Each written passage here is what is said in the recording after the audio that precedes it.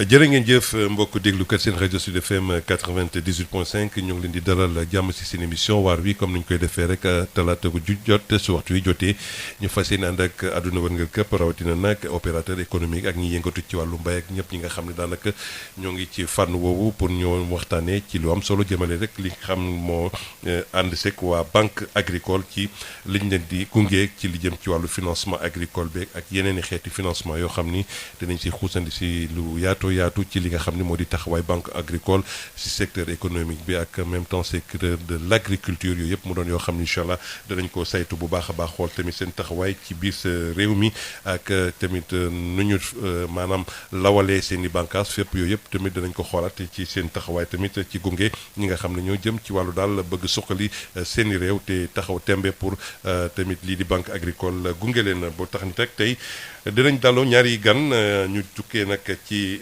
maanaam zone yi ñuy wax zone maanaam zone centre ak zone nord ñooñu nag daanaka ñooñee ñoo teew ñi nga xam ne nag ñoo jiite bërëb yooyee di El Hadj Abdoul Aziz Sarr bi nga xam ne nag mooy superviseur commercial bu zone centre bi ñoo ngi koy dalal ñoo ngi leen nuyu sëñ Abdoul Aziz Sarr. jërëjëf merci El Hadj Moussa Thiam. waaw maa ngi lay fay. di nuyu bépp Sénégal di commencer nuyoo bi ci waa Sud FM di nuyu aussi ak jaajëfal suñu direction générale commencer ci directeur général bi. ak tout son staff. yi nga xamante ne am na qualité ci ñun ba mu tax ñu teew fii tey. pour waxtaane banque bi. ak li banque bi di def.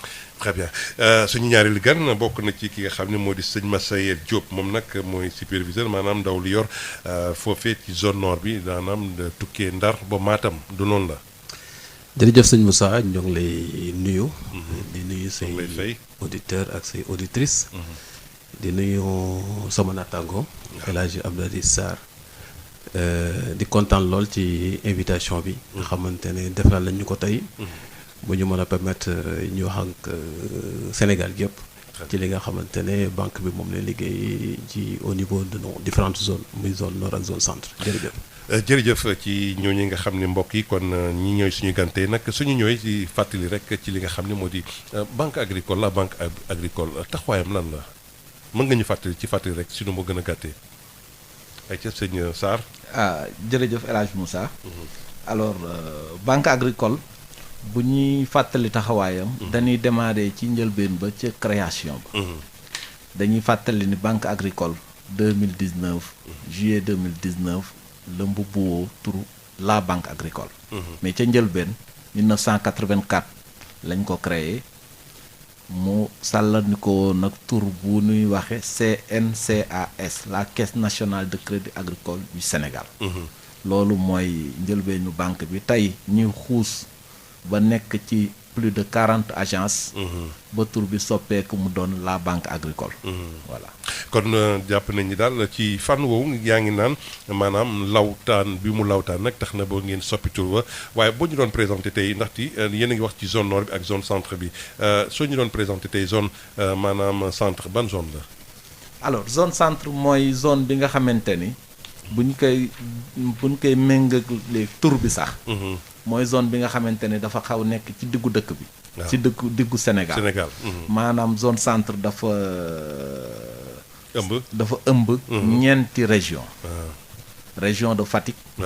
région de Kaffrine région de Diourbel ak région de Kaolack. ci biir ñeenti région yooyu. zone centre daf si am juróom-ñaari agence. voilà répartie entre Fatick. Diourbel Touba ñaar ci Kaolack benn ci Kaffrine. ak bi mujj bi nga xamante ni moo bés. ba ni soppi tur bi mooy 15 juillet 2019. la banque agricole. lañ ko àndal créé waale dernière agence zone. zone centre. mu nekk Koungheul. voilà mais ku wax zone centre suñ ñëwaatee ci zone centre nañ si ñëwaat léegi waaye zone bi nga xam nag moo di zone nord tamit bokk na ci fi nga xam da ngeen fay yëngu suñ doon xool Massaer suñu ko doon expliquer maanaam loolu lan la ëmb. sëñ Moussa bu ne zone nord xel yi day njëkk a dem ci la vallée du fleuve Sénégal. mu nekk ci ñaari région muy région de Matam ak région de Saint-Louis. ñi nga xamante ne xam nañ bët gànnaar réew mi. danaan leen zone nord mooy commencé ci village bu naan Paal Paal waaw. booy dugg Saint-Louis booy dugg Ndar. dem ba village bu naan Semme nga génn ko teg ci Bakel. waaw ci zone nord boobu nag ñu am fi 8 agences. 8 agences. ñaari agences yi ñoo ngi nekk ci département de Saint-Louis. yeneen ñaari agence nekk ci département de Dagana. yeneen ñaari agence yi nekk ci département de Podor koo xam Podor benn bi moo ngi Ndioum. bi ci des moo ngi Pété. yeneen ñaari agence yi nekk ci Matam région de Matam. benn bi nekk ci Matam commune bi ci nekk ci commune Ourossogui. mais ñoo ngi wàcc également pour gën a jege suñuy clients. ubbi fii nii ay du ma ne fan yu réew. mais en tout cas ay. ci ay bés. ñoo ngi bëgg a xalaat ubbi beneen agence au niveau de Kanel. pour gën a jege suñuy clients. mais proximité bi daal da ngeen ko privilégié ndaxte bokk na ci seen taxawaay. waaw lu am solo la xam nga ñun nous sommes une banque de développement maanaam banque boo xam ne dafa ñëw pour suqali ñi nga xamante ne ñoom ñoo nekk ci réew mi banque buy suqali nag surtout ngay liggéey ak ñu ci bëri ñoo xamante ne ay baykat lañ li gën a am solo mooy nga mën a fexe ba li naan accessibilité maanaam koo xamante ne soxla na banque bi mu mën a xam fan lay jaar mu gën koo jege moo tax tey boo xoolee ñoo ngi koy wax léegi fu mel ne Pété. waaw xam nga Pété ñi nga xamul mooy à 80 kilomètres de Ndioum am nga fay mbokk donc boo demee foofu da ngay gis ne amul beneen banque boo xamante ne nekk na fa les gens même am na ñoo xam ne sax dañuy poser la question mais banque lan lay wut si fii dëgg la mais li ñu fay wuti mooy foo xamante ne clients yi dañ fay jege parce que boo déggee Pété da ngay xalaat île Amorphile île Amorphile li ñu bay ci ceeb dafa am solo te ñun zone nord bi li gën a am solo ci ñun te bayum ceeb da cee bokk bayum ceeb bi donc dem ba toog foo xamante ne da nga jege say client nga xamante ne déplacement yi naan def di jóge lu mel ne zone yooyu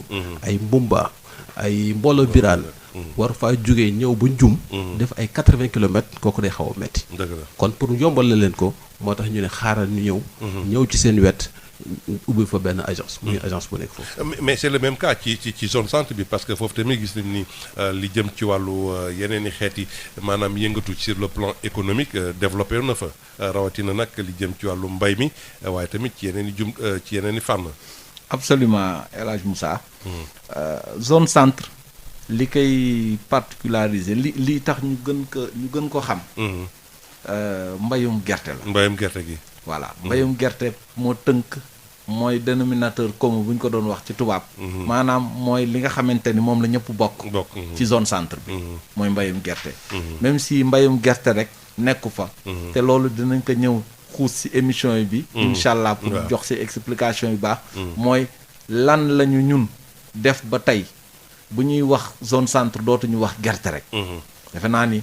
suñu banque agricole def na ci lu bare. te loolu incha allah xam naa ni ci biir waxtaan bi dinañ si mën a ñëw pour jox leen explication. d'accord sur le même lancé mën nga ñu expliquer financement chaîne de valeur yi foofu ndaxte nag ci production bi bu ci commercialisation bu ci transformation bi. merci beaucoup financement chaîne de valeur yi. xam nga dañuy wax chaîne de valeur tey wax ji bare na trop. waaw mais ñun bañ ko sàllarni ko dafa yàgg. mooy liggéey boo xamante ni. ci wolof buñ koy wolofal chaîne de valeur. mooy gunge ñi nekk ci secteur agricole. ci njëlbeen. ba ca cappaandaw ga. loolu mooy financement chaîne de valeur c'est-à-dire ci lépp lu jëm ci bay. maanaam ci spéculation ci gàncax bépp. muy gerte. muy maïs. muy li ci amee ni gën a bëgg dugub. lépp boo ko jëlee. début ba fin. waaw banque bi daf ci taxaw. dëgg la. alors dafa bare nag dafa nekk ñeent ba juróomi. pàcc. ndax booy wax bay rek ñi ñuy gën a gis mooy baykat bi xëy di dem ci tool yi. waaw ñun ñooñu. ñooy suñu ay premier partenaire. mais jàppalewul leen ci loolu rek. dañu commencé ci semence. waaw semence bi liggéey semence. jaar ci production mooy baykat bi ni àndal. di ko jox financement pour mu mën a liggéey. jàppale ko ci équipement matériel. waaw agricole am na solo. lourd comme léger. maanaam ay bayu maanaam dabaak yooyu yëpp daanaam da ngeen bëgg ñu soppili xeetu bayin bi fa am. waaw loolu benn la si. mais loolu dafa mënul ñàkk. waaw mënul ñàkk parce que am na superficie yoo xam ne boo ko yoree. am sa semoir sa kër. wala sa usine. da dul mën a ñàkk. ci sa liggéey. donc ñun dañu jël en compte ñëpp moo tax man ne la chaîne de valeur. waaw dafa bari ñu koy wax mais necc ne ci chaîne yëpp tamit. ñi ko dafa am solo te ñi ko mën wax tamit barewul ñun nag on est très à l'aise pour tey. mën ko wax ndax na ñuy jàppalee kay soxla matériel agricole tracteur. waaw noonu la ñuy jàppalee ka soxla semoir ak usine sa këram am 1 hectare wala 2 hectares boo xamante ni ba 5. boo xamante ni chaque année da koy reprendre. suñu ambition. ñu nekk di ko doxal. te chaque jour ñu ci def jéego. mooy ak soppeeku climat bi am. xam naa tamit ci wax dinañ fi kii. dëgg la parce que li am tey ci bayu nawet. li gën a am solo mooy pluie utile la ñuy wax. pluie utile mooy taw bi nga xamante ni mooy permettre nit ki mën a ji. dëgg la amoon dafa won ni. ndax ñeent ba fukki pluie utile dafa daawoon am. dëgg la léegi ñu ngi wax benn ba ñaar. kër gu nekk boo amul semoir boo moytul bu la taw bu am solo bi rëccee rek boo moytul sa nawet sooxe. loolu moo tax xeebuñu. besoin ku nekk génnewuñu kenn ci suñu liggéey. muy semoir beeg usine ku ko soxla benn. ñun ñu ngi ci. te loolu mooy suñu ambition. on a réussi à le faire avec des réseaux yoo xamante ni aujourd'hui quasiment. membre boo ci tudd. am na usine. ak semoir wala am na benn usine wala am na semoir di waajal beneen ba pour mottali nga xamante ni day autonome. par rapport ak son démarrage agricole. waaw mais loolu ci jàppandal na lay demee yéen da ngeen di ñooñu ubbil nga leen pour ñu mën a ngeen accessible moon leen ni yéen boo leen soxlaa mën ngeen ñëw te nii ngeen di jaar ak nii ngeen di jaar ba ñu mën a jotee ci loolee nga xam ne la ñuy dimbalikoo la pour mën a def seen liggéey am déet. très ouvert tey dañu kontaan. ci ñëw ci émission bu mel ni te gëm xam nañu ni. suñu mbokk yi nekk waxuma la zone nord ak zone centre. mais suñu mbokk yi nekk ci Sénégal fépp. ñu ngi ñuy déglu. te xam nañu bu baax la ñuy wax. mooy accessibilité bi ngay wax. dafa am solo ci liggéey bi ñuy def parce que au-delà de l'activité bancaire ñu doon am mission. oui mission boobu dañ koy matal ba mu mat sëkk. ak professionnalisme ba sa war. moo tax xeebuñu soxla kenn. très accessible loolu la Massaer di wax léegi. pete ku fa ubbi agence. waaw accessibilité moo tax. absolument Koungheul. ku fa ubbi agence. accessibilité moo gën a tax Koungheul ñoo fa jiitu. Kaffrine ñoo fa jiitu ci agence. donc booy xool ci dëkk bi. tey fépp fu banque am. la première banque quasiment la banque agricole moo njëkk teew. ba wujjam après di ñëw.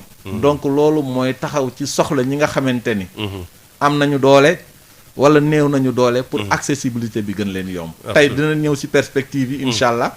mais la mu ni Massaer wax ci perspective yi ñu am ci zone nord. moom la ñu am zone centre. moom la ñu am dans toutes les zones qui composent la banque agricole. mais justement ci zone nord bi am na solo ndaxte tamit foofee ñoo ngi mbayu dugub bi ak yeneen i xeeti mbay yi nga xam ne ñoo ngi ko fay amal ña ko fay amal di opérateur économique est-ce que yéen a ngi leen di gunge nu mu waree est-ce que tamit montage financier yi nga xam ne ni ñu koy defee yooyu yëpp di nga leen ci gunge ci chaîne de valeur boobu ngeen di wax. sëñ Moussa bu ñuy wax zone nord. dañuy njëkk a xalaat li nga xamante ne mooy bayum noor ak bayum nawet. bu ne dugub ñoo ngi koy gën a gis. zone centre. waaw ñun li nga xamante ne chaîne de valeur yi nga xam ne moo gën a développé ci zone nord bi. mooy li naan ceeb. ceeb ak yooyu waaw. xam nga ceeb boobu day lu am solo. aujourd'hui au Sénégal riz de la vallée. surtout riz de la vallée. waaw ñoo ngi koy wax lu bari. mais tomate aussi. tomate bi day loo xamante ne lu am solo. loo xamante ne ba ci banque bi commencé di financer bëri na lool. oignon bi est-ce que. soble si. muy oignon bi ñoo ngi ciy dugal suñu loxo bu baax a baax a baax. li nga xamante ne également mooy pomme de terre. pomme de terre également dañ ciy dugal suñu loxo bu baax a baax. même maïs sax. maïs doux dañoo commencé di ko financer maanaam lépp loo xamante ne baykat bi. soxla na ko. foo xamante ne soxla na ci ndimbal. ñun suñuy porte day grandement ouverte. ndax li ñuy amal solo mooy dama koy citer tey jii nii am na ay zone yoo xamante ne ay Barobe Jakal ay Wasatake Torobe ay Mumba ay Abdallah c'est des villages yoo xamante ne mën naa ne dañu nekk sax ci frontière u Sénégal. Ça c'est vrai. donc ñooñu dafa baax. parce que problème accessibilité bi nga xamante ne moom la El Hadj doon wax. accessibilité mooy ka nga xamante ne. peut-être bu daan dégg banque. day yaakaar ne borom xaalis dong fay dem. wala day yaakaar ne banque moom ca ville rek la. ñun kooku moo ñu amal soxal. moo ñu amal soxal maanaam ki nga xamante ne dafa toogoon moo tax tey jii boo demee zone nord. gars yi bu nee banque bi rek. ñoom li ñuy xalaat mooy banque agricole. moo tax ñoom. soxlawuñu bu nee banque nga naan ban banque la. ñoom dañ ko dem ba du àgg sax ci banque agricole dañ naan banque bi. démb rek RTS. suñu naa maa ngi jégalu ci bi. voilà maa ngi seetaan benn élément. waaye bi muy expliquer li ñuy liggéey danaan bañ demee ba ca banque ba. donc bi mu ne bañ demee ba ca banque ba. ku ko dégg. koo xam ne nekkul ci zone nord bi wala mu nekk feneen da nga naan mais kii ban banque lay wax. mais ñun ñi nga xam dañu faa nekk bu nee banque rek. dañu xam ne banque agricole moo fa nekk moo nekk. kon benn banque bu moo fa. accessibilité également. du simplement la proximité. mais également yenn mécanisme yi nga xam ne moom ngay fexe. ba baykat bi nga xamante ne amul benn garantie. parce que dafa am une population une partie de la population. boo xamante ne banque classique yi. maanaam ñeneen ñiy financé. du leen exclure. parce que li ñuy wax Sénégal chaque fois dañ naan.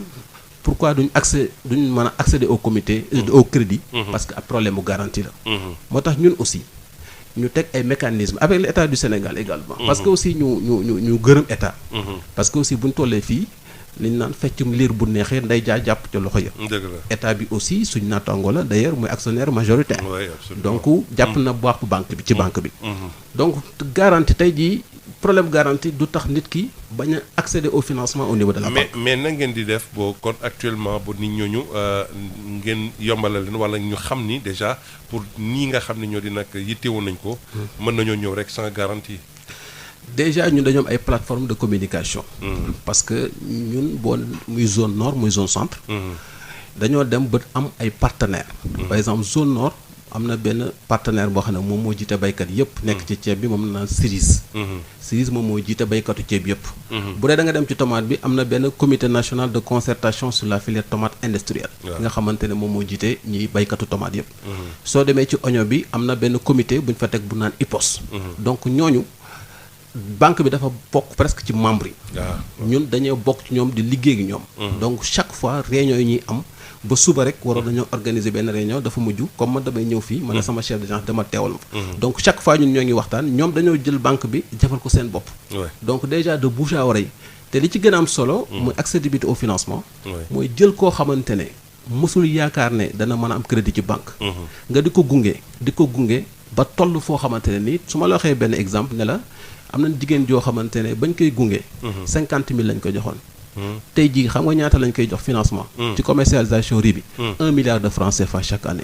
donc xam nga accessibilité au financement loolu am na solo. waaw loolu am na solo de waaw suñu doon ñëw ci volume de financement bi par chaîne de valeur est-ce que mën ngeen ci jox tamit maanaam ay si dernière yi parce que ñu xam tamit xayma ko baax na ci loolu. waaw su ma jëlee ci ceeb bi. waaw allez-y si ceeb ñëwal. ñaari campagne lañ ci financé zone nord. muy hivernage ak compte saison. compte saison chaque année. Rien que sur la production c'est 6 milliards de francs CFA que nous mettons. Rien que sur la production. nga ñëw ci hivernage bi hivernage boo dee xool bu yeneen zones yi wala yeneen pàcc réew mi. ñoom hivernage lañ gën a soxal. mais ñun suñu zone yee boo dee xool compte saison lañ gën a soxal. ndax ndox mi day ñëw à tout moment. donc bu dee hivernage bi 3 milliards de francs CFA lañ ci dugal en moyenne. donc boo jëlee hivernage ak compte saison. Rien que sur la production c'est combien?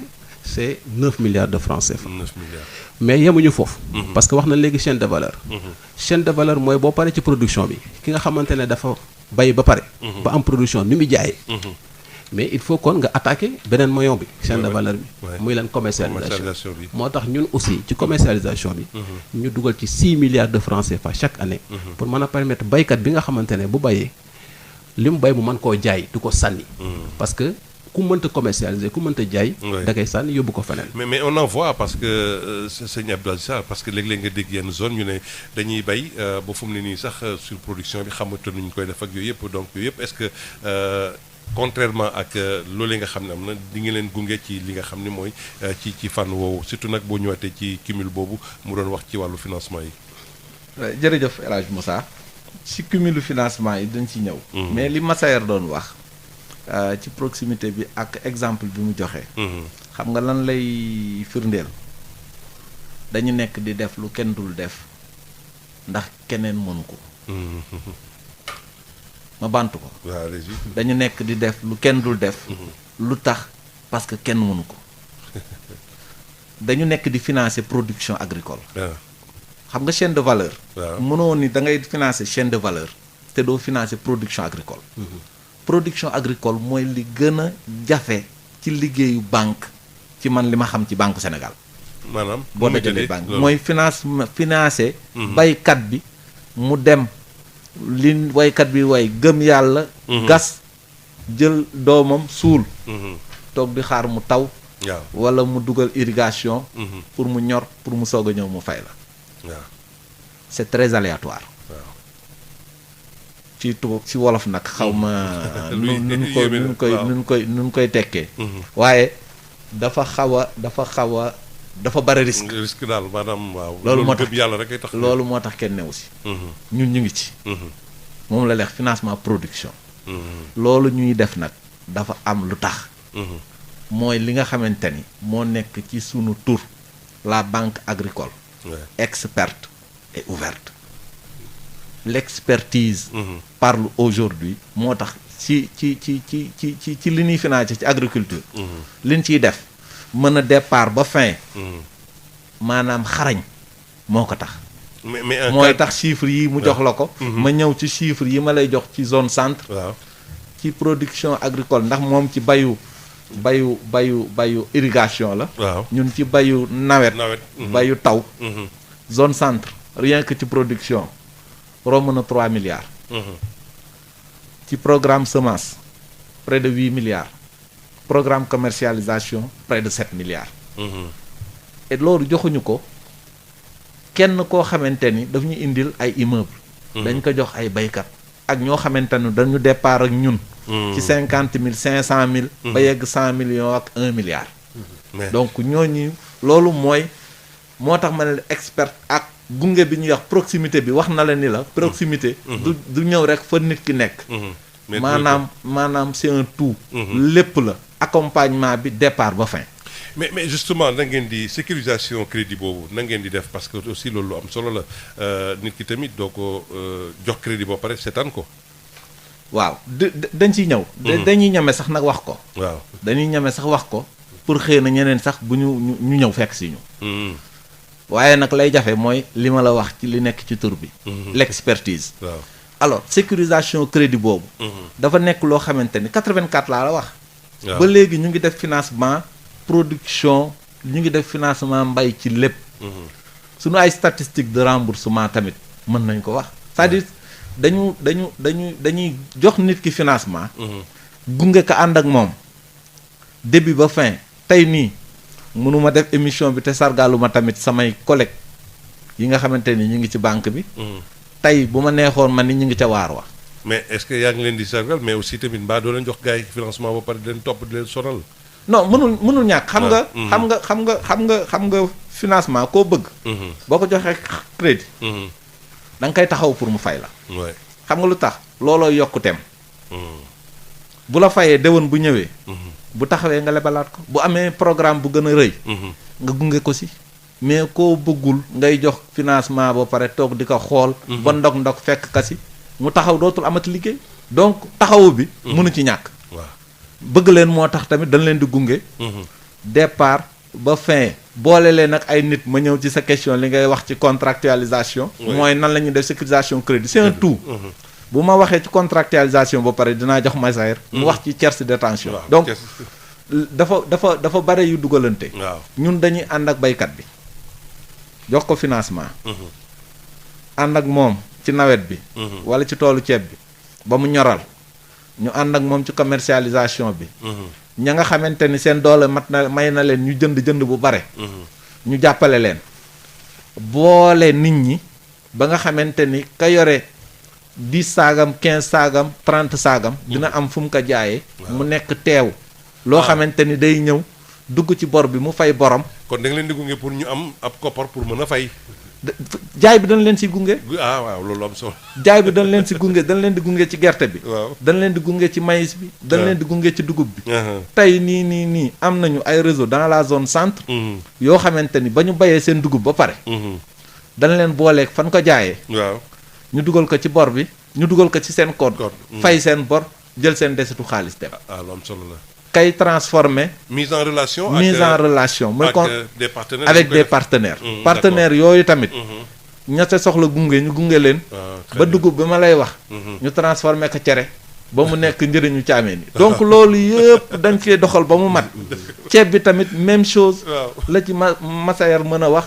dama ko koy bàyyil kàddu mu dem ci tiers détention. mais tiers détention soo ko doon expliquer pour ñu comprendre que ñoom ñi nga xam ne mooy opérateur économique yooyu ci fànn woowu ak nan lay tëree nan lañ koy tëralee. waaw d'abord man may dugg tiers détention bi dafa am loo xamante ne économiste dañ koy wax. waaw maanaam il faut vendre avant de produire. waaw maanaam yow bala ngay ku ko déggul da nga ne man nan lay vendre. waaw te man produire gu ma. waaw mooy que ne il faut trouver d'abord le marché. il faut trouver un acquéreur koo xamante ne yow li ngay bay dana ko jënd parce que ça ne sert à rien. man may bay ba pare te duma am kan moo ko jënd. waaw looloo tax ñu mettre en place ce système de contractualisation. système boobu ni mu existé en zone centre noonu la existé également en zone nord. parce que boo xoolee ci production bi jël naa léegi exemple riz da ngay gis ne financé nañ production. mais bu ñu financé production li nga xam ne mooy génn ci tool yi. loolu du moom la Sénégalais yi di lekk. loolu moom lañ naan riz paddy. waaw ñi nga xamante ne xamuñu lan moo riz paddy mooy riz bi nga xamante ne kenn décortiqué gu ko. mu nekk riz blanc. mais paddy boobu il faut nga am koo xamante ne moom moo koy jënd. moo tax léegi Sénégal gis nga riz vallée bi percée bi mu commencé de la vallée. percée bi muy def. dëgg la moo tax y a pas mal d'agro-industriels ñi nga xam ne ñoom dañuy ñëw installer seen usine au niveau de la zone nord. mais ñooñu aussi bu ñu amul xaalis. mais mënuñoo jënd ceeb bi nga xamante ne moo nekk ci producteurs yi. te loolu mooy indi lamb. lamb bi mooy tax gars yi di brader la production. moo tax aussi ñu mettre ce système de contractualisation. entre le producteur et ki nga xam ne moom moo koy jënd. mooy le transformateur. mooy képp koo xamante ne yow signé woo un contrat. ak ki nga xamante ne yow yaa ngi bay signé woo contrat ki jënd ceeb. ñun duñ la financer. parce que bëgguñu aussi nga jënd nga bay ba pare yow doo am ku la ko jaay. loolu mooy système contractualisation bi. mais ki nga xamante ne aussi ceeb bi jóge na ci producteur bi. dem ci nga xam ne moom mooy koy transformer mais kooku aussi dafa am ay risques yoo xam ne moo nekk ci moom. risque bi nekk ci moom nag moo tax ñu indi beneen modèle. beneen mécanisme de financement ñu koy wax la caisse de détention. c'est quoi la caisse de détention. mooy man ceeb bi nga xam comme man maa lay jox. wax naa léegi ci commercialisation bi 6 milliards lañ ci dugal. man maa lay jox nga dem jëndi ceeb. ceeb boobu samay remboursement wala nga téye ko. mais fii fa yow ma ceeb boobu maa ko moom. comme ceeb boobu maa ko moom damay jëli beneen entreprise bu naan une société caisse détentrice. kooku moom mooy nekk bëtu banque bi. moom mooy toog ci stock bi di gardeel banque bi. ne ko stock bii nga teg fii nga financé. fii joxoo ma ci autorisation. stock bi du fi judd. bu dee dafa am bu dee nag agro industriel bi nga xam ne moom lañ financé. mu transformer ceeb bi en riz blanc. su amee commerçant boo xamante ne dafa bëgg a jënd. moom commerçant bi day jël xaalis bi dugal ko directement ci compte am. compte agro-industriel bi. compte bi nga xamante ne moo nekk man ci sama banque. man su ma gisee ne li nga xamante ne moom la bëgg a jël njëg gi mu ngi ci compte bi. man damay woo ki nga xam ne moom mooy la caisse détentrice. entreprise boobu nga xam ne mooy nekk samay bët. dama naan ko kii kat dugal na nangam ci xaalis. libéral ma ko nangam. xam nga luy tax. détournement d'objectif mënu fa am. parce que kooku comme man banque bi mënu ma faa toog à tout moment. mais am naa benn partenaire boo xam ne moom moo fay toog. nekk samay bët nekk samay tànk. 1 kilogramme ceeb mënu faa génn. moo tax d'ailleurs système boobu bañ ko mettre en place. moo tax tey suñu taux de remboursement. di yomb toll na foo xamante ne nii damay bañ nit ñi copier ko moo tax bëgguma cee sori. d'accord mais c'est le même cas que récépissé d'entrepôt bi. beneen système la. xam nga leen naan boo yàggee ci teen. baag fekk la ca. ñun production dañ cee daj lu nekk. li ko El Hadj Aziz waxee léegi. ñun suñu particularité mooy dem fi gën a metti. parce que nit ki aussi boo ko dee dimbali doo dem ci li nga gën a yomb. maanaam moyen bi nga xam ne moo gën a yomb nga taxaw fa naan maa ngi dimbali nit ki. da ngay dem fi nga xamante ne fa gën a metti fi naan mbojjum xeer mi. foofu noonu nga nekk fa. dimbali leen. système de récépissé d'entrepôt mooy lan. dafa am ay période mën nañ koo jël ci ceeb bi mën nañu ko jël ci anacarde bi. dafa am période yoo xamante ne li naan des périodes de forte production. maanaam production bi day bëri lool. mais bu bëree da ngay dem ba ki nga xamante ne moom ceeb bi doo am kum jaay. avec la loi de l'offre et de la demande. da ngay dem ba mu yàgg prix day baissé wu. mais prix bi dana baissé wu de telle sorte que bu dee producteur bi da ko jaayee noonu day perte. dumping bi ak mbappat beeg yooyu. mbappat mi. mbappat moom nag yow nag wax nga ko. li nga xamante ne moom la système de récépissé d'entrepôt di xeex. mooy mbappat. mbappat bi mooy producteur bi nga xam ne au lieu muy mbappat. bu jotee ceebam. dañ naan ko yóbbu ko ci benn stock. stock boobu bu fa demee. benn magasin bu fa yóbbu stock bi. dañ koy valoriser ak prix bi nga xam ne mooy prix bu baax bi. parce que ñun boo ñëwee ci ceeb bi. chaque fois prix bi dafa am benn prix consensuel bi ñuy fixé. léegi prix boobu moom la ñuy valoriser. ci magasin bi. su ko defee dañ lay jox benn récépissé. le tiers détenteur bi fa nekk. moo lay jox benn récépissé. récépissé boobu nag. ngay dem ci banque bi génne xaalis joxaat la. te gis nga foofu yow jaayoo sa production. da nga ko teg foofu rek garantie. mais banque bi joxaat na la xaalis. pour mën laa permettre d'ici 3 mois 4 mois 5 mois prix bi gën a yokk. mu ne la ok kon ñëwal jaay nga ñëw fay ma. waaw jël ci sa marge. donc mbapat le système de caisse de temps. mais c'est le même cas que si sëñ Abdou Aziz El Hadj Abdou Aziz. c'est le même cas xeex mbapat bi parce que lan lañ ko gën a nemmeeku ci gerte gi. voilà waaw bi enchaîner en même temps ci question bi parce que tamit est-ce que seen relation ak ci wàllu sécurisation crédit bi yëpp da ngeen am seen relation ak compagnie nationale d'assurance agricole bi. ok waaw merci beaucoup. alors mbapat bi. buñ si day ñëw ci gerte yaakaar naa ni ay at a ngi nii kenn déggatu ko. waaw la ko indi woon c'était une situation assez particulière. la koy saafara ñun ci la ñu nekk. mooy apporter une solution au financement de la commercialisation. loolu ci liy gën a saafara mbapat ci la nekk. loolu ñun ñii ci la ñu ne. moo tax ma jox la statistique de financement yi ñu def. leneen li am mooy aujourd'hui le degré de mooy tolluwaay wóolunte bi ñu nag sunu ay clients producteurs fa mu toll. tamit mën na jouer ci mbapat bi te jouer na si bu baax. ndax ña ñuy financé ak li Massaer di wax. mooy sunu ay performance de remboursement. waaw xëy na duñ ko fi waxe mais la koy indi. moo kóolute boobu am. ak apport bi ñuy indi sur la commercialisation. ndax dooleel ñooñu tamit war nañu si mën a tamit wax. mooy opérateurs yi nga xamante ni tamit dañu yàgg ak ñun. mooy les grands opérateurs ñi nga xamante ni dañuy intervenir ci commercialisation di intervenir ci semence. na ñuy njukkale baykat bi. banque agricole la banque agricole noonu la leen di njukkale. parce que ànd bu rafet moo am. relation de confiance moo am. te loolu yëpp il faut comme li wala tubaab di wax il faut un tout pour faire un monde. loolu yëpp ñu boole relation yu baax yooyu yëpp ñu boole ànd ak ñoom. moo tax depuis des années boo xoolee mbapat déggatoo ko leneen tamit joué na si. mooy le prix de l'arachide. mooy njëgu gerte gi sur le plan international. loolu tamit bu yéegee. day tax tamit mbappat gën a wàññeeku. parce que lu ñëpp bëgg. defe naa ni.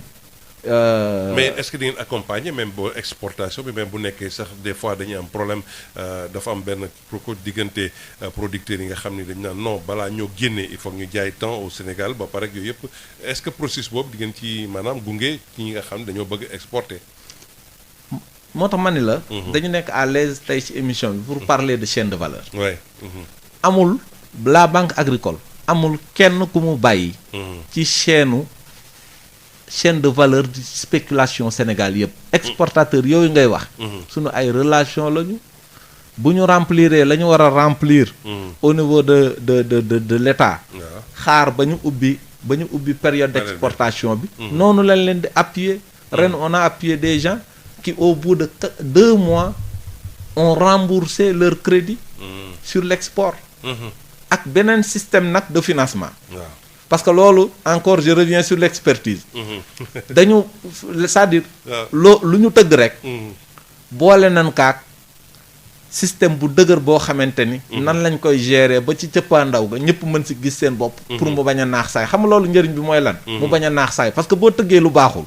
def lu baaxul wala nga toog ni du ma fay. wala du ma fayeeku wala.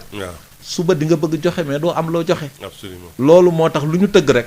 boole nañ ko ak système efficace boo xamante ni de remboursement boo xamante daf ñu permettre déwén. bu ñu defoon 1 milliard. déwén dinañ def 2 milliards wala 2 milliards 5. mais justement est-ce que ci wàllu maanaam banque bi moo ngi liggéey tamit ci mise en relation parce que ñoo ko doon wax sànq ci wàllu contractualisation bi ak dynamique de partenariat bi dans la banque parce que loolu tamit am na ci solo ci li ngeen di seen émission. lu am solo la. te loolu dañ si dox. moo tax ma dellu si ci bassin arachidier aujourd'hui on ne parle plus de bassin arachidier. Oui. parce que dans la zone centre. dugub am na fi percée boo xamante ni. macha allah dugub dañ ko doon jaayee 100 francs le kilo. bu nawet daawoon wàcc.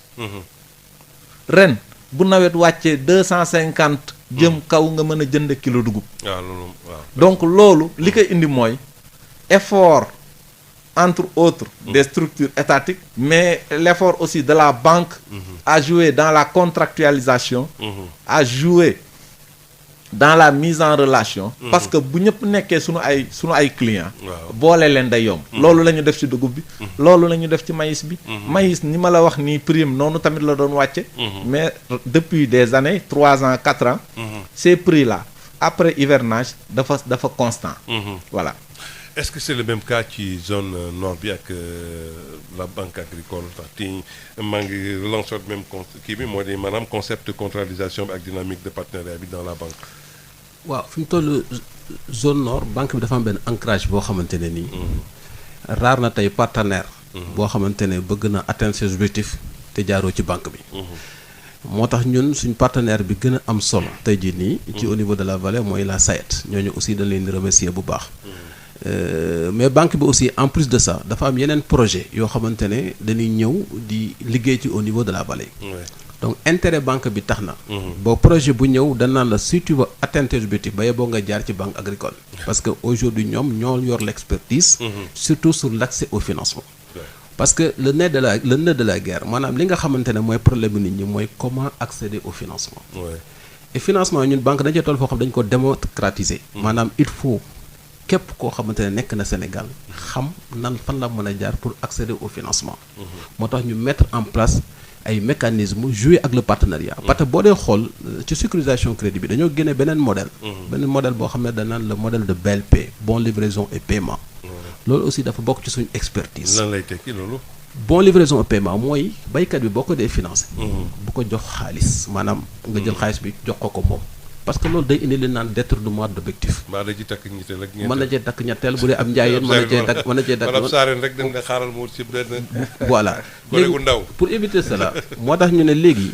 waaw nañ leen di jox ay bons pour livraison et paiement ñu koy wax des bons. baykat loolu lañ koy waxee. boo nee man damay jënd semence danaan la kan moo lay jaay semence nga ne diw. ñu jox la bon bi ne demal ca diw. mu jox la semence bi bu ko joxee semence ba pare ñun ki ko jaay moom la ñuy fay. donc ñun duñu fay ki nga producteur bi duñu ko jox xaalis muy ànd ak moom di def lu ko neex muy éviter tout ce qui est détournement d'objectif tey jii dañu dañoo indi mécanisme boo xamante ne financement ci banque bi presque au niveau de la zone nord génne xaalis amatul maanaam tout est sécurisé de la production jusqu'à la commercialisation te seulement du dañ ko def rek ci ceeb bi parce que aussi wax nañ ci lañ chiffre yi ñuy wax léegi chiffre ceeb bi la mais tomate bi xam nga tey jii da nga dem ci marché bi nga dégg tomate jeg bu jar. jeg bu jar Sokaas moo koy def. yenn saa yi nga dégg tomate Linguère. Linguère Agroline moo koy def. yenn saa yi nga dégg beneen tomate bu naan tomate Podor. boobu benn entreprise bu naan Takambul moo koy def. entreprise yooyu yëpp dans le cadre du partenariat. dañoo signer des contrats. non seulement avec le producteur mais avec la banque. nga xamante ne ñun ñi financé ci tomate bi. ñoom ñoo koy jënd. donc tout ce qui est tomate au Sénégal yu ci bëri ngay gis ne yu bëri. c'est parce que banque bi moo nekk derrière. di accepter di financer la production. pour Sénégalais yi mën cee jot. absolument oignon bi c'est la même chose. oignon bi li muy bëri fii lépp. surtout am na sama benn naataango bu nekk zone ouest. ñoom dañ ciy def lu bëri. ñun aussi zone nord au niveau de Podor. am nañ fa benn partenariat avec benn ONG américaine. moom na naan USAID Nafoore Wasaji. ñooñu aussi am na benn partenariat bu ñu fiy def. bu ñu mën a permettre producteur ñu accéder non seulement au financement. mais bu ñu paree aussi ñu mën a fexe ba oignon bi ñu koy mën a jaay très rapidement. absolument pour bradage oignon bi ngay gis nii. ñu naan mënuñoo jaay. loolu bu ñu demee ba mu sotti. loolu lépp dootoo ko dégg ci Sénégal. mais est-ce que mais naa ñëw ci question boobu am na solo trop mais ñu dégg leen suñu sponsor bi daal di continuer waxtaan bi.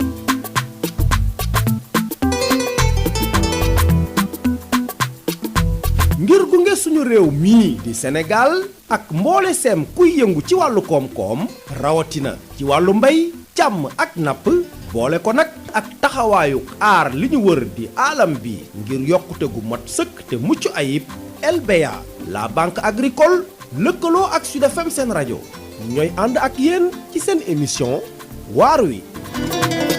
La Banque Agricole LBA di banque bi xarañ te ubbeeku.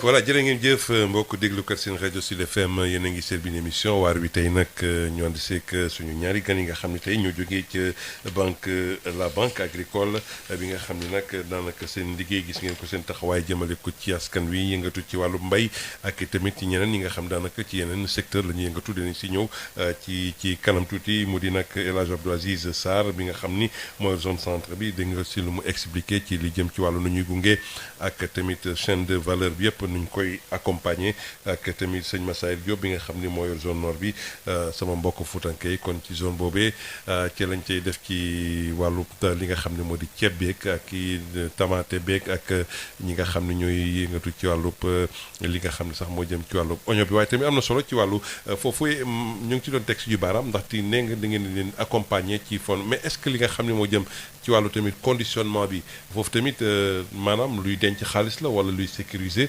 xaalis la foofu est-ce que di ngeen fa gunge ñi nga xam ne ñoo di producteurs yi. waaw parce que xam nga léegi El Hadj Aziz mooy naan. waaw chaîne de valeur. da ngay commencer ci production bi. dem ba fu ñu koy lekk si tu veux.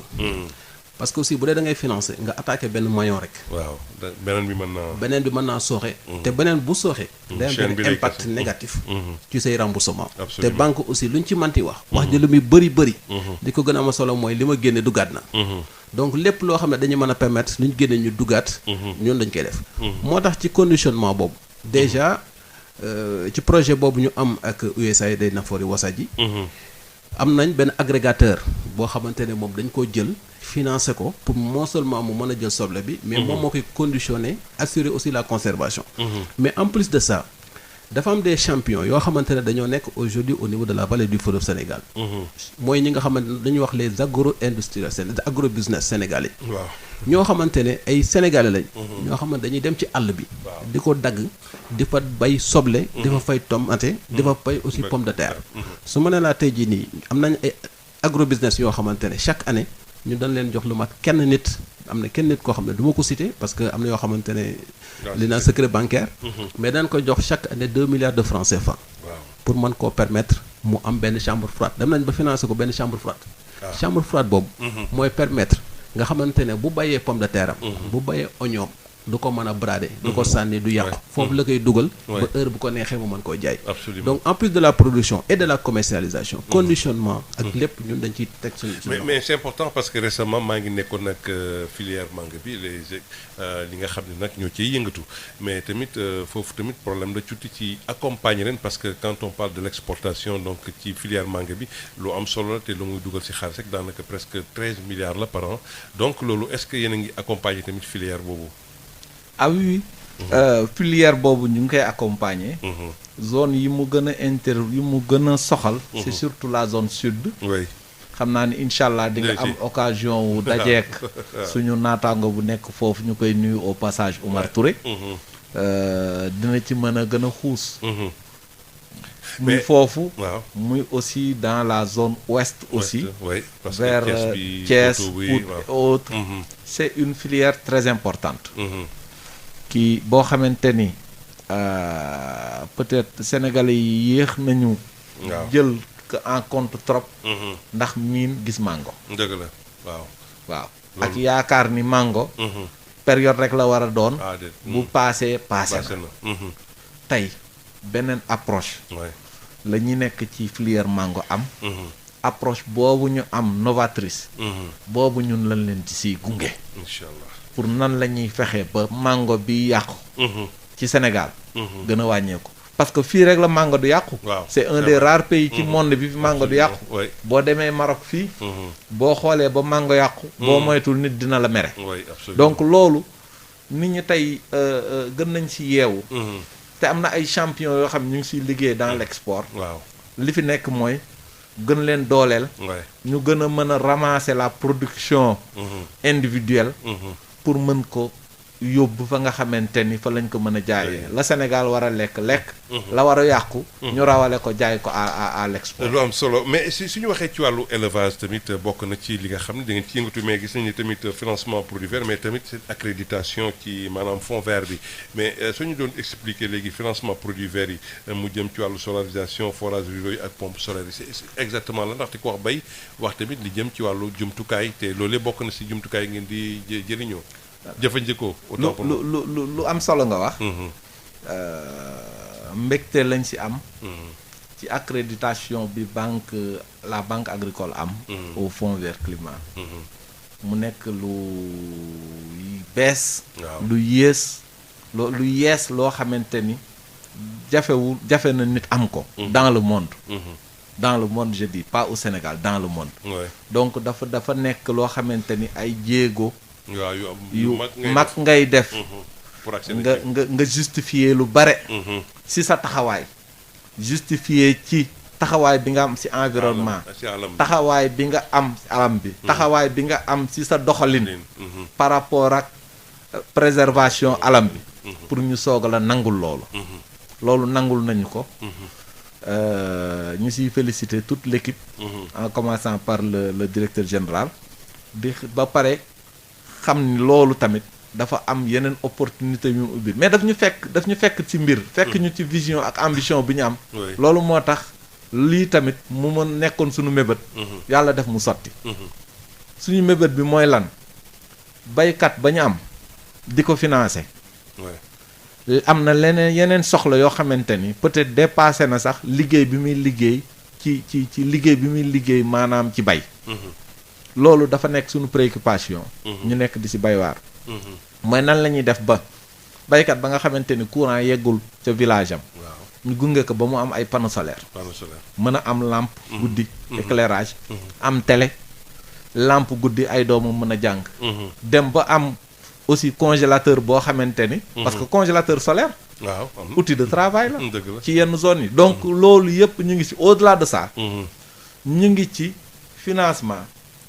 même dans l'hydraulique rural avec les pompes solaires avec maintenant nu mu tuddati certaines structures yoo xamante ni dañu gagner des marchés de l'État et aujourd'hui ñoom la yàlla teg seen loxo ñu war a gérer l'hydraulique rural ñooñu ñu ngi leen di jàppale et c'est des structures très ambitieuses yoo xamante ni seen ambition mooy solariser tous les forages qu'ils disposent. Et c'est des centaines. Mais c'est pour éviter li nga xam ne moo di coupure yi ñu mën a am autonomie ci wàllu ndox yi. surtout. mais xam nga loolu dafa ànd ak. accréditation fonds vert climat bi. c'est-à-dire aujourd'hui lu nit doon def. ci yàqum énergie. boo xoolee li xew ci monde bi ces 2 dernières années. war na delloo ci sa xel. absolument. delloo ci xel boobu nag du nekk looy wax rek. da nga ko war di jëfe. ñun nag ci loolu lañ nekk. loolu moo tax ak jumtuwaay bii ñu am. képp koo xamante ni am nga ambition walla am nga idée. ci liggéey loo xamante ni day dem ci préservation de l'environnement. on est très ouvert. à vous ñu ubbeeku nañu. pour gunge la. ci loolu ba sa ay mbir sotti. très bien voilà. Est-ce que c'est le même cas ci sëñ Momar ci Massar maa ngi jégalu. Massar ci fànn woo ndaxte nag c'est vrai que élevage bi donc am na solo lool. ci zone nord bi aussi bien que tamit ci zone centre bi. effectivement pour compléter juste rek li nga xamante ne moom la El Hadj wax El Hadj Aziz. ci mbirum fond vert bi. li naan énergie propre. parce que boo xoolee ñun au niveau de la zone nord yow yaa ngi naan Fouta nga dëkk. xam nga ne waa Fouta ñu ci bëri ay station de pompage la ñu yor. station de pompage moo leen mën a permettre. même bu tawul. ñoom ñu mën a bay. mais bi ñu xoolee station de pompage yooyu bu ñu xoolee la charge. énergétique maanaam li nga xam ne moom la ñuy fay ci courant Senelec. c'est 35%. maanaam li nga xamante ne moom la ñu war a dugal. pour mën a bay. li ñu fay Senelec bu ñu xoolee c'est 35%. xam nga loolu day loo xamante ne day charge lourde maanaam lu diis lay nekk ci baykat bi. waaw dëgg la. état bi def na ci effort. parce que dégg nga ñu naan prime fixe état bi annulé na ko. loolu aussi pour yombalal baykat bi mais ñun pour ñu gën leen ko yombalal. mooy dañoo bëgg a mettre en place ce qu'on appelle l'hybridation des stations de pompage te commencé nañ. maanaam mooy. hybridation mooy nga mën a fonctionner ak courant Senelec. mais également nga mën a fonctionner avec des panneaux solaires. moo tax tey jii boo ñëwoon ci vallée bi. bu fa àndoon damay ànd ak yow ci benn casier bu naan le casier de Bundu barrage. ñoom commencé nañ projet bi ba panneau yëpp moo ngi fa donc li ñuy wax nii du loo xamante ne ay allusion maanaam dañuy toog di ko xalaat. lu concret la ñuy wax. moo ngi sur place. ñoom moo ngi sur place commencé nañ ko te loolu ñoom lan moo tax ñu am ko. ñun bu ñu leen di financé dañ leen di financé li naan le coût hydraulique. maanaam li nga xam ne mooy tax ñu mën a. Amortir les stations de pompage pour pompe bi éventuellement bu amee problème ñu mën koo échanger ci producteurs yooyu dañoo dem di ci dajale ci préfinancement boobu ñu leen def dajale na ci tey ba am ci 600 millions de francs CFA xam nga tey ji bu ne la ay mbootaayu baykat rek ñoo mën a dem banque bi di leen gunge ñu mën a épargner ba am 600 millions de francs CFA moo tax bi ñu demee ba soxla loolu dana ñoom sax duñ jël crédit banque danaan ci suñ fonds boobu li naan le DAT nga xam ne banque moo ñu jàppale bañ toll foofu dañ ciy jël 272 millions pour mettre en place ce système de solarisation donc déjà loolu léegi mu pare en plus de ça parce que comme li ñu wax dañoo nekk ci deux maillons production ak commercialisation kii commercialisé surtout ci ceeb bi mooy l'agro industriel mais agro industriel bi aussi machine bi lan moo koy doxal courant Senelec moo koy doxal courant Senelec bi aussi des fois ñoom li ñu wax mooy que ne day peser lourd ci seen exploitation léegi nag ñu ne ñoom aussi am na charge yu bëri yoo xam ne dañ koy def am na beneen projet boo xamante ne ñoo ngi liggéey ak ñoom pour mën leen a dimbali tout ce qui est énergie ñu mën a fexe ba mu nekk une énergie propre parce que aussi Sénégal mënuñoo nekk surtout Afrique pays yoo xamante ne maanaam naaj bi yenn saa dañuy sonal lool man boo demee ñàmbur sa dëkk ba ma dëkk ne naaj bi dañoo sonal lool ñu mën koo bàyyi te duñ ci jariñoo au moins au toit bi di ci jariñoo donc loolu moo tax ñun banque bi xam ko te accréditation moom la El Hadj wax léegi muy lu am solo te bëriwul nag ñu ko am Sénégal il faut également le souligner loolu bal nga ko am na pàcc yoo xam ne dafa ngay jaar bëri na ñoo xam ne déjà sax dañuy soxla ñun suñu expertise maanaam ñun duñu laaj pour ñun ñu jéem leen a jàppale pour ñoom accréditation boobu donc li ñuy wax ne la banque experte et ouverte loolu moo koy wane experte ci suñ cours de métier parce que mbay mi moom ku ñu ci fekk fi nga ñuy bàyyi ouverte ci yeneen métier yoo xamante ne métier banque la et chaque fois moom ce que je dis souvent nous on fait plus que les autres maanaam lépp lu yeneen banque bi def dañ koy def mais dañuy nekk ci beneen point boo xamante ne kenn bëgg koo def muy la production absolument ci lu am solo nag mais ci wàllu élevage bi ndax tamit loolu am na solo gunge bi foofu zone centre bi gis nañ ni li fay jógee ci maanaam jur ak yooyu ci yeneen xeetu tamit sax xeetu élevage tar na fa loolu mais est-ce que foofu tamit gunge gi mate na ndaxte loolee tamit am na impact ci li nga xam ni moom la ñuy ravitailler Dakar ci wàllu mouton. merci Moussa. ci élevage. waaw dafa bare li ñuy def ba pare gunge bi. liggéey bi dafa yàgg ñu ànd kaak ay structures étatiques. à commencer par le ministère de l'élevage. mais aussi à travers d'autres structures yoo xamante ni dañu soqeekoo ci ministère de l'élevage muy par exemple FONSTAB mën nañu ko tudd mën nañu tudd PEDESOC ñooñu ñëpp day nekk ay kuréel yoo xamante ni dañu nekk di intervenir ci élevage fekk si ñu ñun lañ doon def ñu jàppale ñu tey zone centre ci zone mooy ñeenti région yi ma la limal waaw kenn mënul wax élevage ci Sénégal génn leen si dëgg la donc dafa nekk zone yoo xamante ni pour la petite histoire boo xoolee les plus grands marchés yi jur yu gën a mag ci Sénégal boo génnee Daara ci ñeenti région yooyu la ñu nekk dëgg la boo waxee Mbirkelane boo waxee marché Missira marché yooyu yëpp si marché yi gën a mag ci marché mouton ak du mouton rek ak nag ci Sénégal la bokk donc élevage dafa am solo ñun ci zone bi ñu nekk ba pare ñu jëmmal ko gunge ci ñeen ciy liggéeyal lenn tamit bu ñu ko fàtte tey Sénégal dafa toll foo xamante ni kiy bay mooy éleveur tamit parce que dañ dem ba comprendre que ñaar yi mu kenn mënu leen teqale ñooy ànd donc ànd boobu ñuy ànd boobu ñuy ànd moo tax ñun tamit ci sunu ay intervention ñu boole ñaari mbir yi boo jëlee région de Fatick nit ñi souvent dañ koy duñ ko xaw seetlu mais région de Fatick région wu élevage la ah oui ah oui dañ si intervenir bu baax. sunu agence su Fatick. si agence yi ëpp doole ci li ñuy def ci financement agriculture. ci la bokk. région de Diourbel. région élevage. waaw bu am solo la tamit. Touba beeg ak Touba Mbacké événement yi donc zone yooyu. ñu ngi ciy def lu am solo ci élevage suñu dernière agence bi juddu. ci zone centre muy Koungheul.